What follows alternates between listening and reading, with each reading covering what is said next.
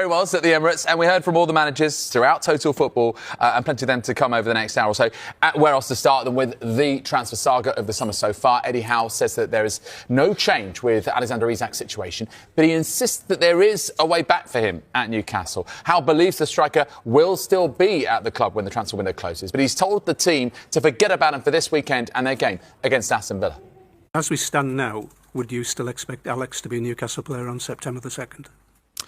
Yeah, I at the moment I would, but I've got no change of feeling throughout the summer. It's not in my hands, but he's contracted to us, so that's why I say that. Have you tried? Have you asked him if he'd play tomorrow? I think those conversations, I mean, of course, I said many times during this summer I want him to play, want him to train, and of course I've had those conversations with him, but I think the details of those conversations need to remain private. Is there a way back for him to play for Newcastle again on whenever it may be? Yes, I believe there is, but of course discussions and talks would have to take place in order for that to happen. OK, as I mentioned, Dharmesh Sheth and Kaveh Solakal here alongside me. He said there, Eddie Howe, Dharmesh, that there is a way back for Alexander Isak. Do you think that there is? I mean, he must be sick now of answering these questions every single news conference.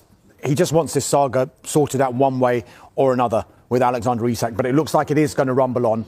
Is there a way back? I think Eddie Howe has to say there is, regardless of how he feels, whether he thinks deep down whether there is a way back or not. Simply because, one, if Newcastle United do end up selling Alexander Isak, he needs to say the right things to make sure that the market value stays in a certain place.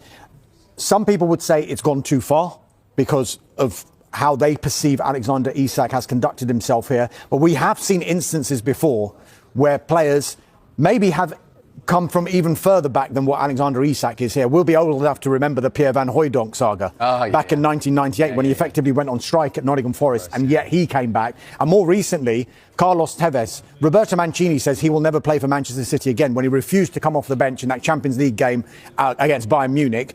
And yet, by the end of the season, he was helping Manchester City win that dramatic title back in 2012. So, is there a way back? Eddie Howe says yes. On face value, we have to believe Eddie Howe because he is consistently having to answer these questions every single news conference.